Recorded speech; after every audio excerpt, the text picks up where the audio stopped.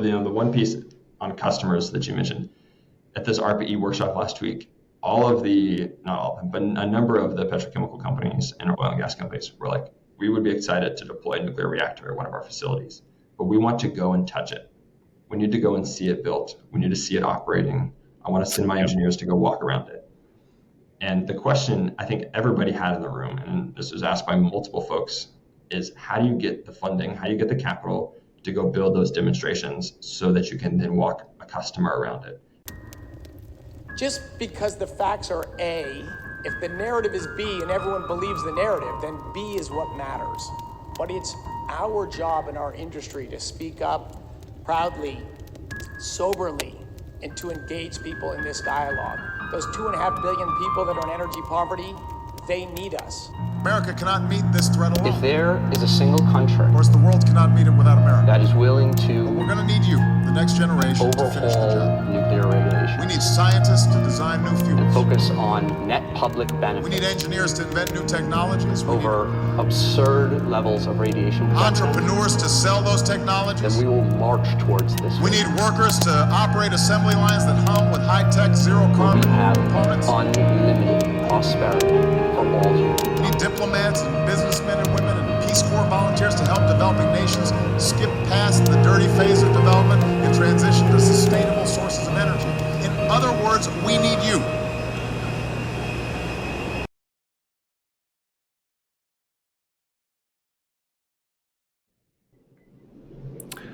Okay, welcome to another episode of the Fire to Fission podcast, where we talk about energy-dense fuels and how they can better human lives. Today we're joined by Robbie Stewart, co-founder of Boston Atomics. Robbie, how you doing? I'm doing great. Excited to be here. Thanks for having me. Excited about what you're doing with this podcast and the Fire to Fission mission overall. So Awesome. excited about our conversation. Yeah, I'm stoked to chat with you. So Robbie, for our audience, why don't you give a 30 to 60 second brief intro about yourself, and we'll dive into your background.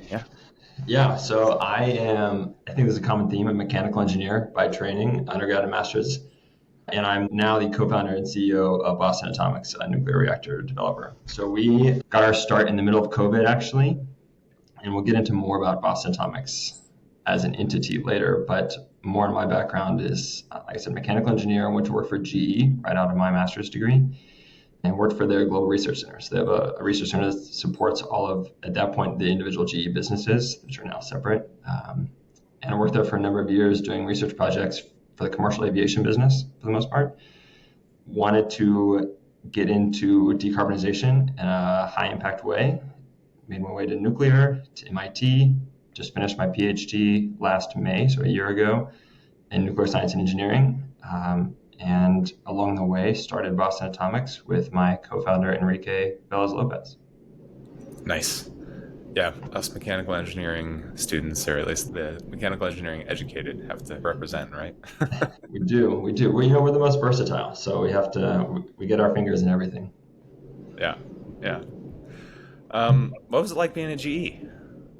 I love GE. I learned a ton there. The people I worked with were phenomenal. So my first mentor was a guy, his name's David Helmer, and he still is a mentor, and he was phenomenally smart and generous with his time. And I learned a lot about the business. I learned a lot about research and development and implementing new technology into a complicated and highly system integrated machine, commercial jet engines, and some land-based gas turbines, and the complexities of operating equipment all around the world in different environments, and how you have to deal with different conditions and what that affects for the life and maintenance and performance of machines all over the place.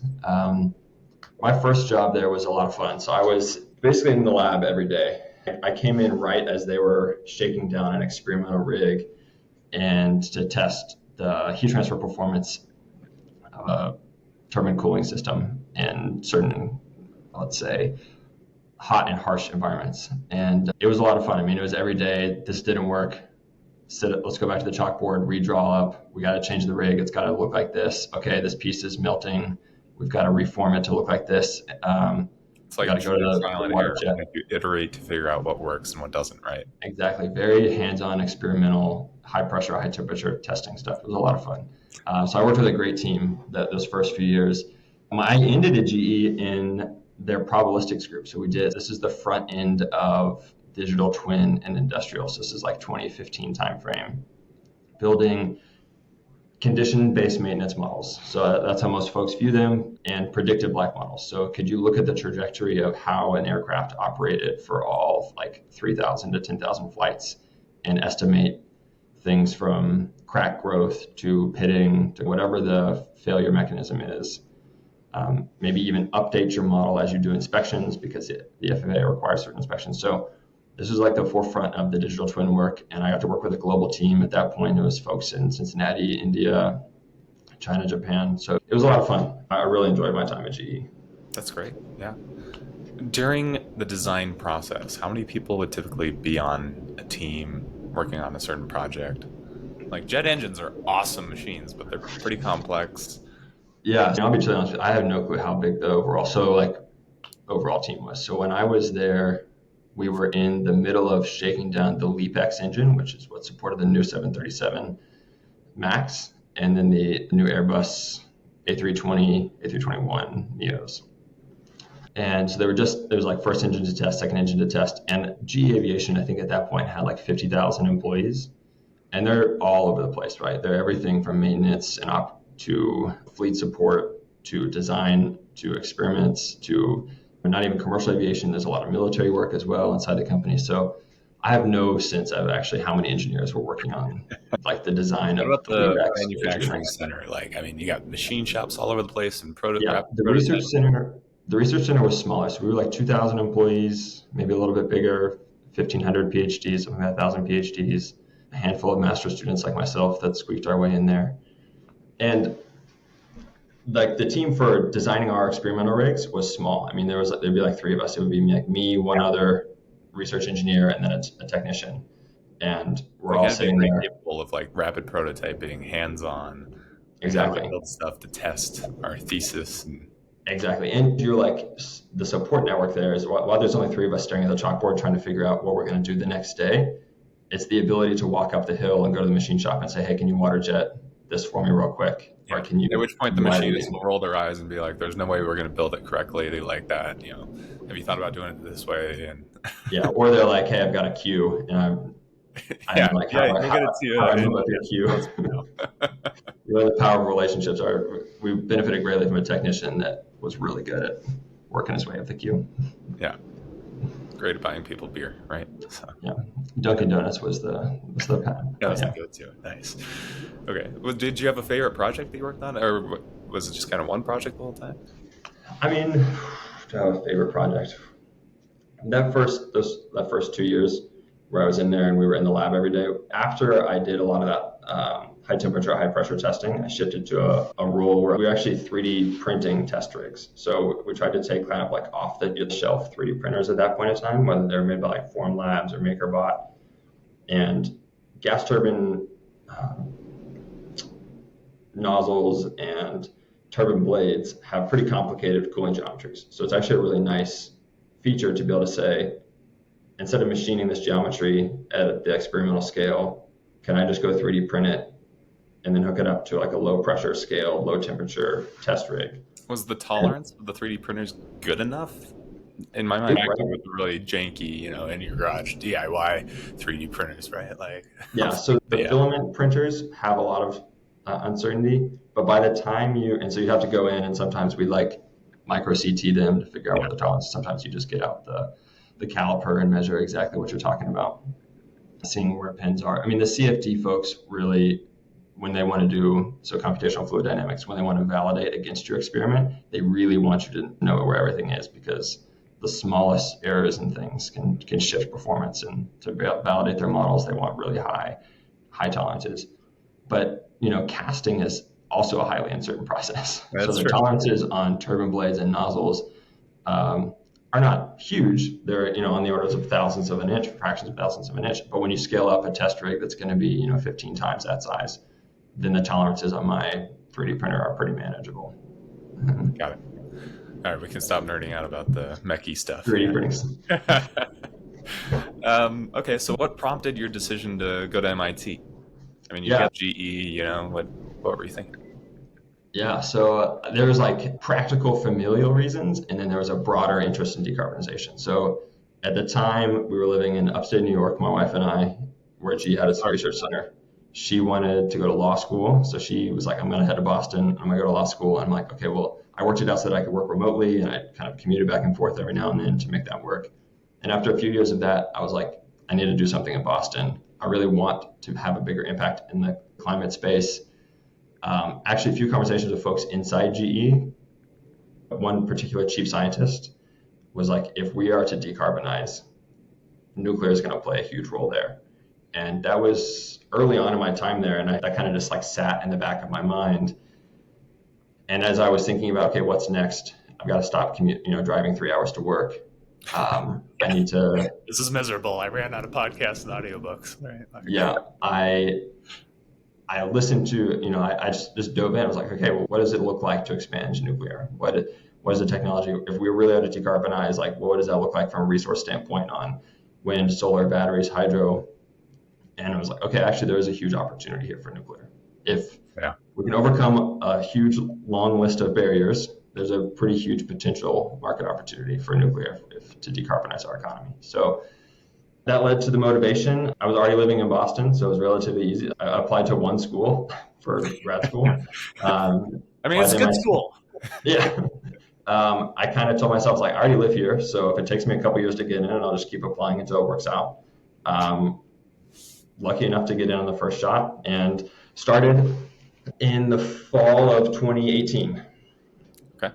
And spent my first year at MIT trying to figure out what I wanted to do. Because at that point, I was still like, I want to be in the nuclear space, but I have no clue what it looks like to have impact here. Where are the problems? I mean, being a PhD student, that's like a pretty good opportunity. You're basically, your advisor typically tells you, like, go read the literature. What does the literature say? Right? So you just got to go read and learn kind of independently for. But this is where nuclear is really interesting, because a lot of research at the academic and even national lab level, the timeline for impact is really long, right? Yeah. If you're studying salt chemistries, or you're looking at developing new materials, say you want to develop a new material that's going to allow reactors to operate for longer or higher temperature, it's going to have some cost or constructability benefit. Ultimately, that material, you've got to figure out what it is, and then ultimately you've got to code qualify it through ASME to get it through to the NRC, and that's a 15-year plus or minus, usually plus 5 years timeline. And so research at some of these institutions, while it's high impact, the timeline for impact is long. And I was looking at that and I was like, okay, I'm not sure that is where I feel motivated to spend my time. I'm really glad there are people doing that, because we need people thinking decades into the future, but it's not what personally motivated me to get into nuclear. Yeah. So I was trying to figure out, how do I find an academic research project that fits into more of an applied impact point of view, which are not always cohesive, right? Like the interesting research questions that get you published in, the good journals are usually sort of niche science questions where their impact on technology is in the distant future. And so they're interesting to about a dozen people right now, and they'll be real interesting to thousands of people in 20 years from now, just like you said. But exactly. So I just started asking questions, and it doesn't take long. MIT had just finished a study which I recommend to anybody interested in getting into nuclear, called "The Future of Nuclear in a Carbon-Constrained World." And so maybe you've seen the study. 2018, right? Yeah, that's a pretty good report. I've read that one. Yeah. So they finished that the year I started, and the report has like a pretty obvious conclusion, which is there's a big opportunity for nuclear, but if we can't constrain cost and construction, then there's actually not a big opportunity. There's no future. It's pretty blunt. And I appreciate that about the executive director, Jacopo Bongiorno. He was very clear about that. And every time he speaks about it, he makes that point pretty clearly, that cost is the primary. There are other constraints in nuclear. There are regulatory burdens. There are customer questions, customer takeoff questions. There's financing questions. But nuclear continues to take 14, 15 years and cost $20 billion. Those other questions are in the noise. Practical when you think about it, right? Like, if anyone has their capital, if you have $1 right? If you give me $1, your one question is going to be, when can I get my dollar back? And how many more can I get? Right? Yeah. Like If someone says, I think 6 years, but maybe 16, you're going to be like, I'm going to find another place for my dollar. Yeah, exactly. Yeah. And so the focus on my research then, my PhD research, was what is the cost and construction timeline for advanced nuclear? So what is it going to, there's a lot of small modular technology out there being developed. The BWX 300 was, I think, sort of the nameplate at the time in the light water reactor space. But more recently now, the last month or so, you've got the AP 300 from Westinghouse. And so the question was, does small modular technology reduce cost overrun risk? And does it reduce construction delay risk and advance construction schedules? So that's where I got to spend my 4 years at MIT. And so I had a lot of fun working with Professor Khrushchev on that question. And I think he still got folks. What was the answer? Well, I wish it was easy to distill down, right, in a simple question. I would say there's a number of takeaways. The one I like to give is that if you look at the ABWR, so this is the Advanced Boiling Water Reactor from GE Hitachi, first built in the 1990s by TEPCO and GE Hitachi in Japan. And the first one, so this is a first of a kind reactor, took 38 months to build. Nice. Which is an absolutely phenomenal performance, right? If we were building reactors in 36-month timelines, the growth of the nuclear industry. Oil and gas industry wouldn't exist. Yeah. No, it would exist. They would just be using nuclear to power their petrochem facilities and refinery. That's true. We still need a lot of oil and gas. Let's be clear. We need a lot of fertilizer. We need a lot of chemicals. I'll say the synthetic fuel industry would be much more prolific. Yeah. We'll put it that way. And then you compare that to the first deployment of the AP1000 at Vogtle. And it took 16 or 14 years, I think, is what it's going to finalize out at. And you're like, okay, well, what is the difference here? And if you do just a pure cost estimate, so this is what I spent my first year doing, the ABWR is a more expensive reactor than the AP1000. Concrete per megawatt, safety grade steel like embedments, rebar, all that kind of stuff, more per megawatt than the AP1000. But clearly dramatically easier to build than the AP1000 is. And so it sort of brought up this question of constructability, which is, I did a lot of cost estimates that was basically quantifying how big are your heat exchangers, how big are your reactor vessels, how thick are your concrete walls. But it takes an EPC, an engineering procurement construction firm, to come in and say, you have a lot of concrete, but it's actually in places where it's really easy to put concrete. And you have a lot of NQA1 welds, nuclear quality assurance class 1 welds, but they're in places that are really easy to do those welds. Yeah. As opposed to 45 meters off the ground, where it's really complicated to do that well. So not only are you constrained by the supply chain of welders who can do that, but now you've got to have them doing it far off the ground. So the structures or suspended, can't do it when it's windy, right? It's a crane. So it came to this question of actual cost and risk estimates are not something that there's something we could do inside of an academic institution, but to really understand and to design the future nuclear reactors that are going to help this industry scale, it's going to take a civil construction focused mindset on the design side.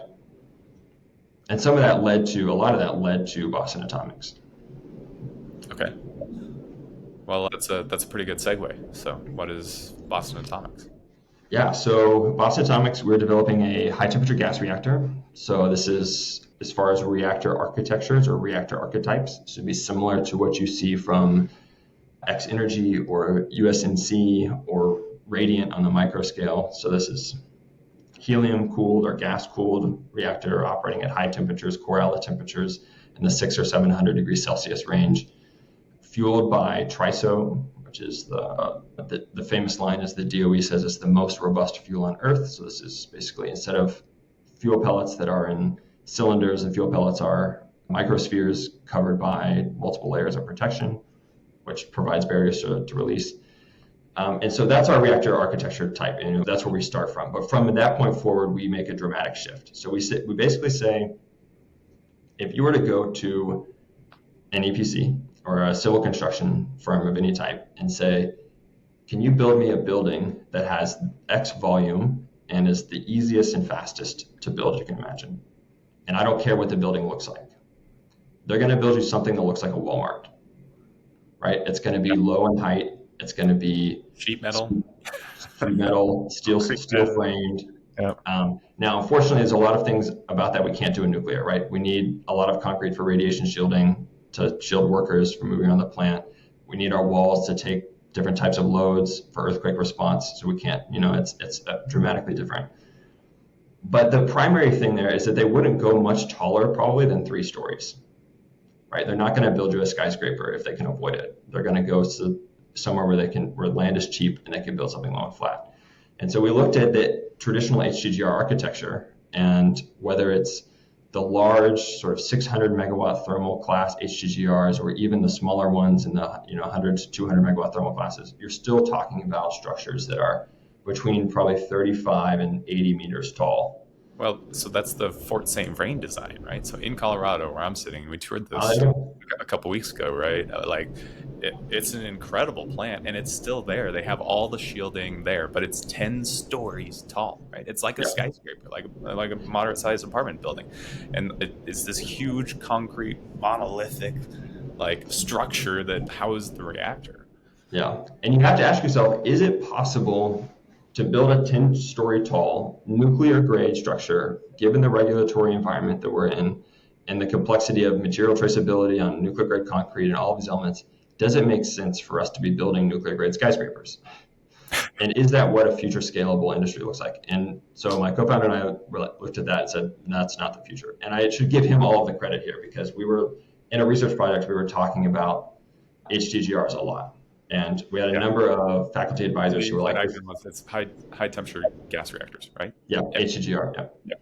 And we had a number of faculty advisors sort of recommending HGGR for this project we were looking on. And my co-founder consistently was like, with a mechanical civil background, mechanical structural background, was like, these are incredibly complicated structures, right? You're talking about an 800-ton vessel that is 25 meters tall, and its response under seismic loads is incredibly complicated, and the constructability question here is highly uncertain, and we need to think about a different paradigm. So he pushed back on our recommendation to explore this technology further, and we would spend a lot of time, because in grad school you're afforded a lot of time to sit around and sort of kick the can and figure out what's going on. So every day for probably weeks, we would just sit in my office and argue about, what's best, does this make sense? And at some point in time, I think I just under the pressure of I'm not a structural person, right? I'm a thermal hydraulics, sort of thermal fluids, heat transfer background person. I was like, all right, so tell me what the 3 hardest things are here that you're the most concerned about.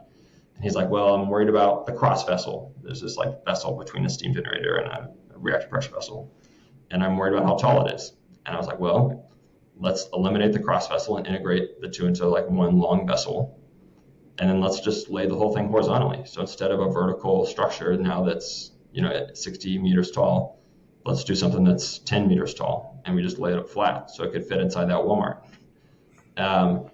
And so we take this back to the professors, the faculty on the project we're working on, and they ask all the questions that we had first thought of, which are operational questions. So the reason these things are oriented vertically is because you're operating the same direction as gravity, which makes a lot of your operational actions easy.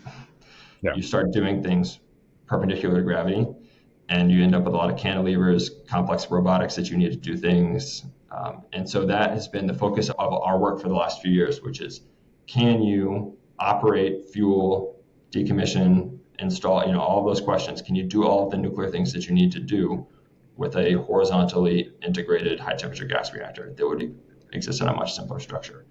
So that's what we've set out to do, and we're part of the Advanced Reactor Demonstration Program. So we're one of the tiers of funding there. It funds MIT, a number of other institutions, and ourselves to sort of look at these research questions and figure out, can we put an HGGR in an easy to construct and highly scalable building? Got it. What's your guys' target size? So the long-term target size is 200 megawatts thermal. Because our focus today is answering this question of feasibility, can this be done?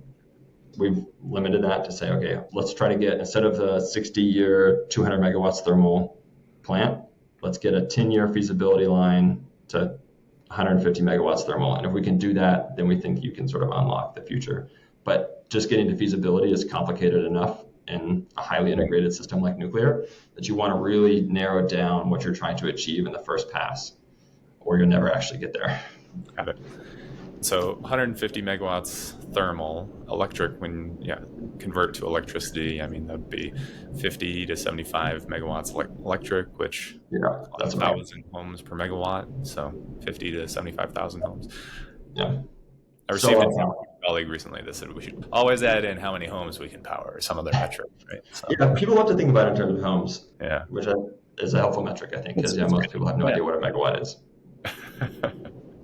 Yeah. I think about it in gallons of diesel, but yeah. Okay, that's awesome. So the horizontal piece is kind of your guys's. Would you say your primary thesis from where you've differed from the norm? Yeah, that's exactly right, and as well as integrated. So inside the HGGR, you have two main primary system components. You've got the pressure vessel and then the steam generator, which is just another word for a heat exchanger, and they're traditionally offset from each other and connected by a cross vessel. And that cross vessel has, we can get very technical here, but it has some challenges with the installation of it. How do you get it into place? How does it handle loads, thermal gradients? How does it thermally expand as it's constrained by these other two pieces? And so we basically looked at all of that and we were like, well, let's just get rid of it. And basically, our thesis is every time something looks complicated, can we eliminate the system through some other more simple system? And just repeatedly doing that until we achieve something that's feasible. Got it. Cool. Okay, so there's lots to dive in there and a bunch of different directions that we could take it. So I guess from a practical standpoint, when I hear you say, let's just eliminate things, I mean, a lot of components are in systems for a reason. And sometimes the classic example is, right, a kid takes apart a machine and then puts it all back together and ends up with extra parts. And it's like, well, the machine kind of still works, but then there's an error at some point down the road, right? Like, is there any concern about that? No, absolutely. So this is, again, where I give so much credit to our CTO and co-founder, Enrique. He has done a phenomenal job of digging into the actual whys behind so many of these systems. He's read through so many design and licensing and research papers on the HGRPM, which is the Chinese HGGR, which is the only HGGR built in the last several decades around the world. And so these are the folks that know how to do it. Unfortunately, we don't know how to do it in the US. They actually know what the thermal expansions are on this cross vessel. They actually know how difficult it is to manufacture the steam generator, the way that it works and the materials required, because they've built and tested and now are operating one, or at least they did hot functional testing. But that's a great question. How do you know what you're doing and what you're eliminating is okay? And I think the classic example here is if you show a civil engineer a nuclear reactor building, they'll say, we can get rid of 90% of this concrete. And people correlate concrete volumes to cost, right? So it's pretty common for folks to look at the amount of concrete and say, this is directly correlated with how expensive this plant is going to be. And so they're like, we don't need all this concrete. But there's integrated reasons for why you need everything, right? In many places, you don't need that concrete for a structural purpose. It's actually serving a radiation shielding purpose. Right. And so it's allowing your workers to move in certain parts of the plant. And so you really have to start to build out an understanding of these systems, their integrated effect, why they operate the way they do, why their performance specs are what they are. So not even that they do a certain action, but that they do that action in a certain time with a certain reliability and why that is. And you have to then back out, like, okay, how can I meet that same set of specifications with a different system? And we push boundaries on that in a lot of ways because, like, for example, we have one system, it's called the reactor cavity cooling system. So this is in an accident, say we lose offsite power, like in the Fukushima style accident. How do you remove the decay heat from your plant? What's the system to do this? And in a traditional HGGR, looks like a series of radiator panels. So this is like tubes with sheet metal welded to them that you're running water through, and the heat is hitting these panels through convection and radiation, and that's how you're getting rid of all your heat. And the water tank for these things is really high above the reactor so that you can get a lot of pressure to drive your natural circulation loop. You want to get a lot of heated length to drive a natural circulation loop. So because traditional HGRs are vertical, you can get 20 meters plus of head to drive your natural circulation loop. Well, Enrique was like, well, actually, I think we only need 3.5 meters of head. That's a lot easier. That's a lot lower. And if you show that to someone who's only seen the 20 meter head version, and they're like, I don't know that you're going to get the performance you need. And you're like, okay, well, let's analyze it. Let's get all the way into the details and let's show that it can perform exactly how we need it to perform. It works great. So we've had Argonne looking at this as part of our ARDP ARC-20 grant work, and they've shown that it's going to work perfectly fine. It's going to remove exactly as much heat as we need it to, and there's nothing to be concerned about. And so it's sort of shifting. It's like, it's not that you need 20 meters of heated length or in pressure head, it's that you need a certain performance of heat removal, and let's focus on only providing the necessary spec, which it takes a lot of work to drill down into those details. Yeah, that's fascinating. I think about it as, or know what you're solving for. So the digital twin you mentioned earlier, and how that you said that GE was kind of at the forefront of that in 2015. Are you guys utilizing any of that in your current development? Can you describe what a digital twin is and how they're useful? Yeah. So a bit more about a digital twin. So basically, a digital twin is trying to use operating data in a reduced order model, really simple, whether it's a regression, right? You've eliminated all physics and it's just a simple linear regression or statistical regression of some kind. Or maybe you have some really simple physics model. So instead of doing a full FEA, finite element analysis of a component, you're doing a really basic linearized stress analysis. And you're running that stress analysis or that heat transfer model or whatever it is for every flight. This is what we're doing at GE. You look at this component has flown 1,800 times between Atlanta and London, and we're going to look at how hot the air was that day, what the gross weight of the aircraft was, all of the data that you can get, how fast the takeoff was, the RPM of the engine is, what the combustor exit temperature was, all that stuff. You're going to use all that data to slowly model the cumulative damage done to that component. So how is that component accumulating damage over time? And then you're going to use that simplified model to inform maintenance decisions. So you're going to say, based on this, we're actually going to inspect this engine earlier, or we're going to postpone inspection, or the FAA requires this inspection, but our model tells us the component's probably fine. So we're going to do the inspection, but we're not going to plan to have to take it off wing for any maintenance because we know that it's going to be okay. And that lets you do some sort of global operations optimization and maintenance scheduling that has huge benefits when you have tens of thousands of engines in the fleet like GE does. Yeah. So for us, we're so early in our design phase. So now shifting to Boston Dynamics, we're so early in our design phase that thinking about lifing in that standpoint and modeling in a reduced order way or estimating cumulative damage based on operations is not at our forefront. And there's a few systems that folks look at for condition-based maintenance in nuclear. The huge difference between what GE did and how they were able to capture so much value versus the nuclear industry is the variability in operations. Like if you're operating a flight between Atlanta and London and New York and Dubai, those two flights are going to generate significantly different amounts of damage or deterioration to components. But a nuclear plant, if all things going well, you're operating it in the same place constantly without changing the power level for 18 months to 2 years at a time. You're shutting it down for 2 to 3 weeks. You're starting it up again and you're doing the thing again. And so there's not changes in environmental parameters and there's not huge swings in power levels. So the accumulation of damage looks a bit different, and the way to extract value from something like a digital twin then looks a bit different. And I'll be honest with you, I don't have my mind perfectly wrapped around how exactly you capture value from something like that, but I know folks around the industry are looking at it. Well, it sounds like you at least know what you don't know. So let's shift back to the size question. Why did you guys target the size of reactor that you did, and why not something smaller? Or maybe are you thinking about starting with something smaller for testing or prototyping? Yeah. This is the age-old question. So why do we not go smaller, or why do we not go bigger? So we started bigger. The very first hand-drawing we had of this thing was 350 megawatts thermal. We basically took the General Atomics modular HGGR, which was first designed by GA in the 1980s, and we were like, let's turn this one horizontal. This is the most developed. Patents expired. Yes, please. Here we go. And the challenge then is that you start to get into vessels that are huge. HGGRs are notorious for a low power density. So the amount of power per volume inside the core is low, which has great safety advantages unless you do a lot of things with passive safety. But it means the size of your components are really big.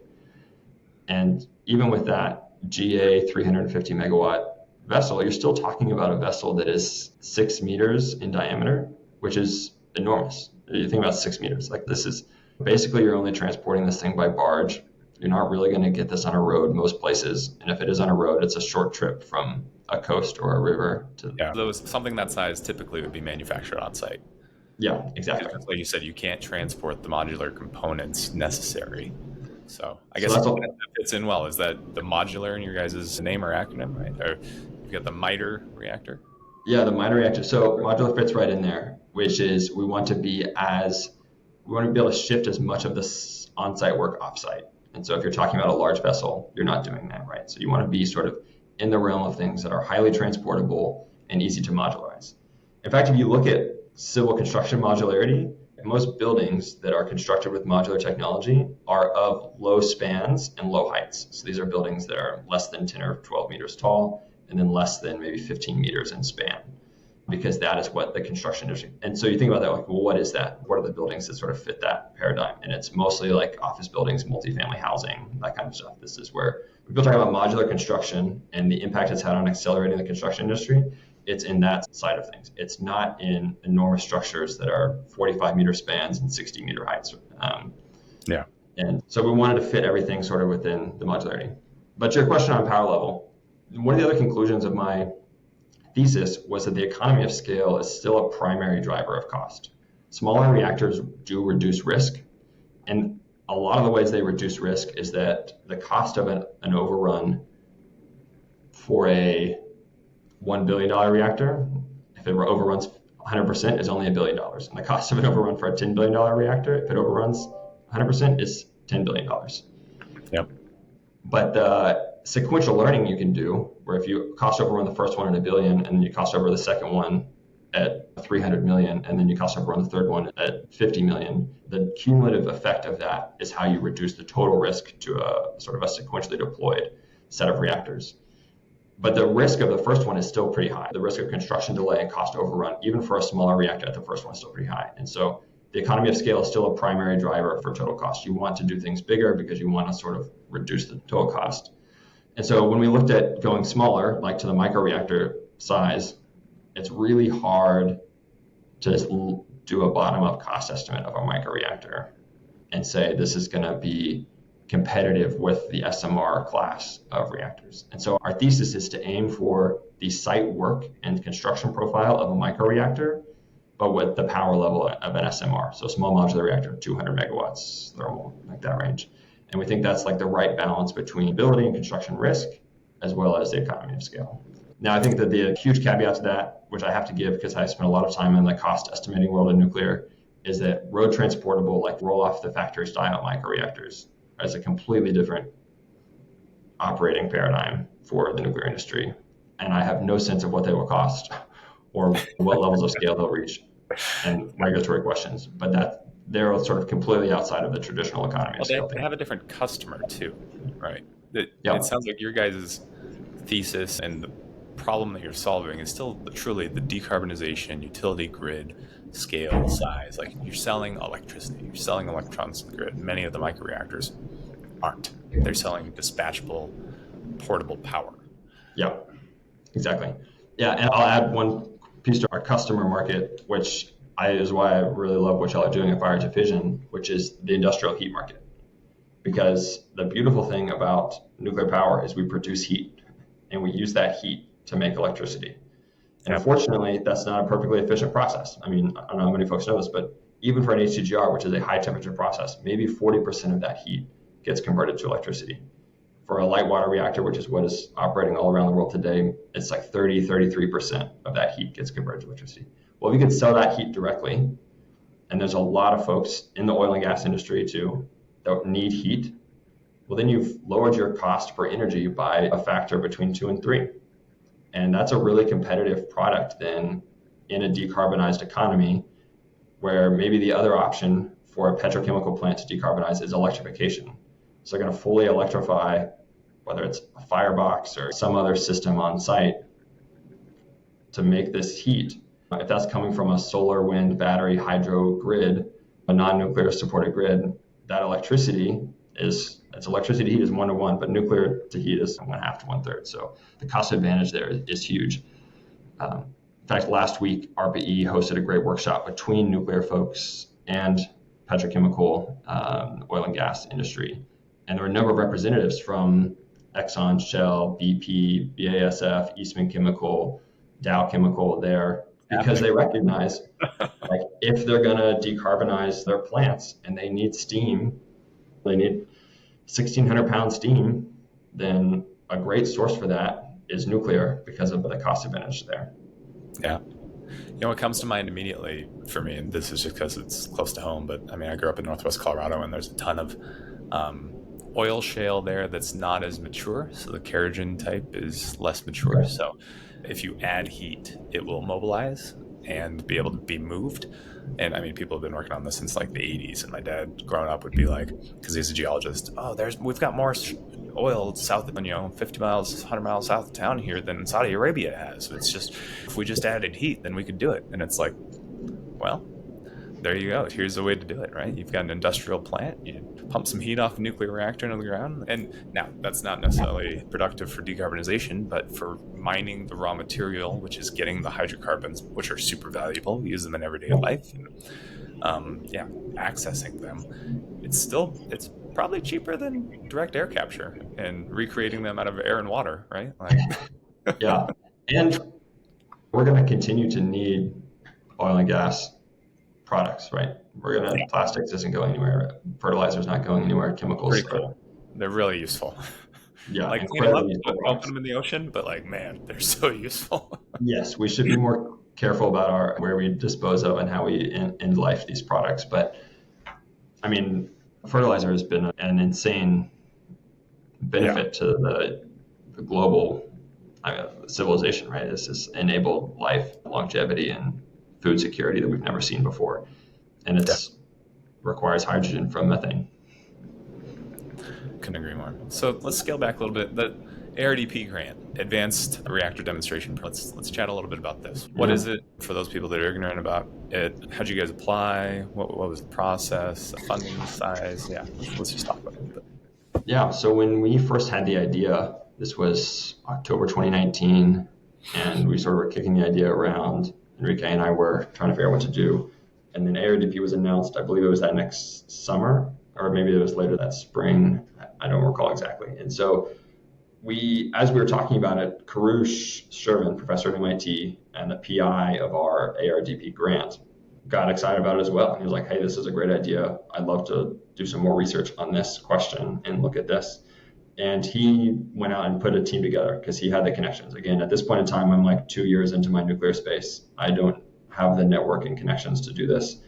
And so Karush goes out to University of Michigan and finds a few faculty there, University of Buffalo, Argonne National Lab, NPR Associates, and builds a team and a proposal to say, hey, constructability is going to be key to scalability for nuclear. This horizontally integrated design has a lot of potential. It has these questions, and we're going to spend 3 years looking at these questions, and we're going to do it with researchers from these universities and this national lab. And so we supported him in the writing and creating of that proposal, but he gets all the credit as PI for putting it together and putting the team together. And so submitted the proposal, were awarded the proposal. I think we were the first ARDP awardees to start. Universities are sometimes incredibly slow at contracting, but in this case, they were faster than everybody else that won awards. So first to start, and I think we'll be first to finish. So we finished summer of 2024, a 3-year program. And it's been a really useful scope of work for us. I mean, we talk about everything from seismic analysis at the University of Buffalo to how our fuel blocks are going to move during an earthquake to radiation shielding requirements at MIT to the reactor cavity cooling system I described at Argonne. Generate your design and answer a lot of the unknown questions that you had about your design. Leverage the capabilities at the national labs and universities. Because, I mean, many people may think, oh, well, we'll just go to the national lab, and it's a national lab. They should be able to work with us and work for us for free, right? There's sometimes a cost share, and you got to pay them to do stuff. Because, I mean, in reality, there's still humans there that are getting paid, and they've got a paycheck. Yep, exactly. And that also, I mean, to get to your earlier question about like, how do you know when you're eliminating or changing a system that you're capturing all the effects? Building a team like that, a consortium of experienced nuclear folks, has huge advantages because everyone has their own experience base to say, oh yeah, in the last 15 years, here's how this particular system ended up looking the way it does for the traditional HGGR. And we're able to go to each one of these individual experts who has their niche knowledge base and say, how do we then shift that set of requirements? Got it. Yeah, that's awesome. So what's your guys' outlook for the next 1 to 5 years? Yeah, so like I said, our ARDP grant finishes next summer, and our goal by that point is to achieve sort of like basic feasibility. This is kind of what I described earlier. Can we do all the nuclear operations that we need to achieve all the safety levels at sort of the pre-conceptual level, right? This isn't a pre-conceptual design stage. This is a pre-conceptual, just sort of getting all those pieces together. So that's where we want to end up next year. That we could, at that point, say confidently, like, this is worth looking at further. We can achieve all the things that we think we need to achieve, but there's more work to be done. At that point in time, it's probably another 3 to 4 years to get to a conceptual design point where, okay, now we're adding a lot more detail. We're adding a lot more integrated. Right now, because the pace of development is changing so much, a lot of teams are looking at different versions and time of what the whole system looks like. And at some point, we've got to like bring those together. We've got to like integrate all those pieces, and we sort of have how that's going to work on paper, but doing the actual integration piece there. In the horizontal orientation, the biggest questions, like technical questions, are refueling. So how do we get fuel blocks in and out of our core? And reactivity control. So how do we do our power control levels and shut down the reactor? And that's because refueling is really easy from above. It's like a fishing hook, right? You come down and grab these blocks. So we've spent a lot of time designing a robotic refueling machine. So the next few years, what we want to do is prototype that at the small scale, prove that it can perform the functions that it needs to do. That'll be a big technical milestone. And then this activity control, it's really hard. Rods go vertical. Gravity helps you get them in fast. If there's an accident, to shut down your reactor. If you got to shove those things in horizontally, the whole system of how that looks, how it slides into place. Do you do controlled drums, which instead of inserting a rod to shut down your reactor, you're rotating a large barrel to move neutron absorbing material closer to your core, which shuts down the core. And so you got to prove some feasibility questions on that. So we want to do some prototyping here and there, and that's all work over the next 3 to 4 years. Long term, our deployment timeline is in the 2030s. So we think like spend the next 6 or 7 years doing as much as we can with grants, sort of non-dilutive funding sources, building out the proof of feasibility here. And then we get to a point where we de-risk the technology sufficiently that it makes sense to bring in private sources of capital from a risk standpoint to come help us build a few demonstrations, non-nuclear at first, because it'll be lower cost, and you can still understand a lot of the constructability advantage that we're claiming, and then getting to first nuclear plant in the 2030s. Cool. You answered my next question. So, that's good. Yeah. Okay, what do you see as some of the biggest, well, let's just pick one because we're coming up on our time, but what's one of the biggest risks that you guys face in front of you? And I know that there's a bunch you mentioned earlier on, like, well, this is not an easy problem to solve. In fact, when you look at all the venture capital funding recommendations, they say no hardware, fast time to deployment, lots of customers, right? And if you think about nuclear, it's like, it's tons of hardware, huge designs, lots of capital, slow deployment, heavy regulatory burden, right? Like, you're picking the hardest problem to solve. That's exactly right. And there are venture funds, and we should give them credit, right? There are a lot of venture funds moving into hardware. There's a lot of climate-focused venture. But because the software thing felt like a bubble to us mechanical guys. We were like, guys, but how does this actually add value? I don't really understand.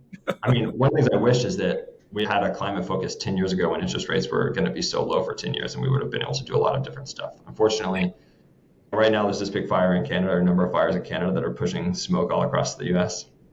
And a few years ago, there was the big California fires, and there was the lore in climate venture capital is that it was these California fires that were dropping particulate matter on cars in the Bay Area in San Francisco, and the orange and red sunsets and the don't go outside orders, that where all of a sudden venture capitalists that were focused on software were like, actually climate seems to be a problem now that we're like experiencing this directly from these fires. Yeah.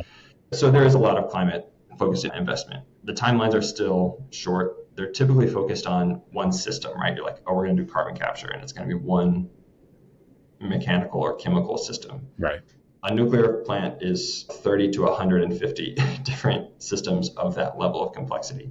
And so putting all those pieces together in a venture fundable or venturable way is very difficult. And so we're actually really grateful to be supported by the Activate Fellowship. So this is a decarbonization, or it's actually just a general supporting technologies that will be for the public good. And one of their public goods is climate change.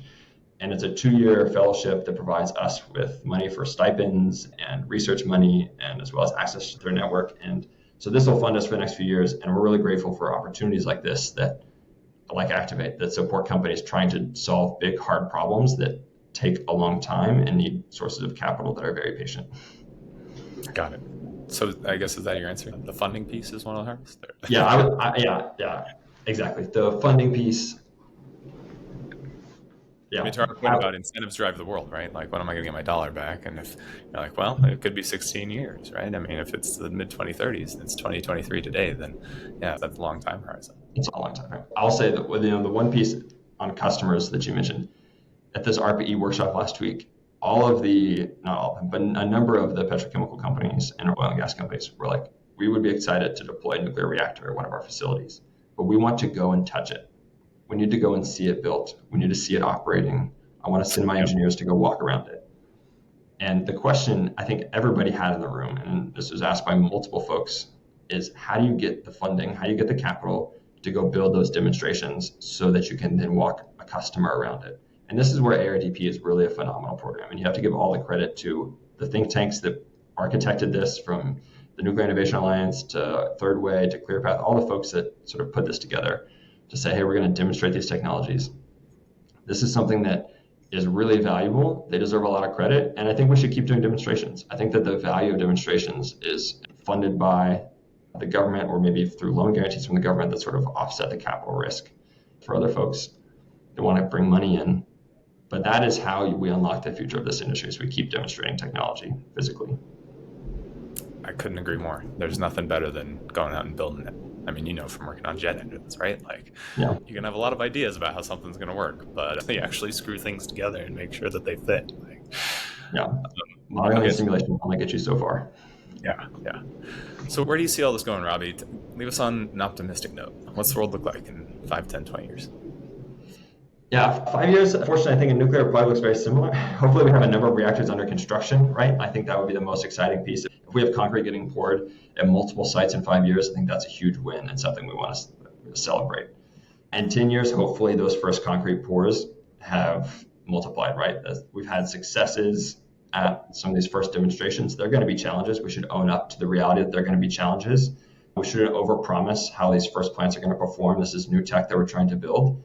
But once it's up and running, we should be excited about the potential of scaling it. So I think in the 10 to 20 year timeline, I'm hoping that we're building reactors in multiple sites, both for power generation, electricity generation, and heat and steam generation all across the US. And then I hope that the export market starts to take off. I hope that the US, through whether it's the Ex-Im Bank or other sort of strategic imperatives, we're able to export US technology, nuclear technology, around the world to decarbonize the global economy. I love that vision. It's going to be people like us that go and do it. So let's go do it, man. Yeah. Hey, we're trying. Awesome. Robbie Stewart, this has been great. Thanks so much. Thanks for having me.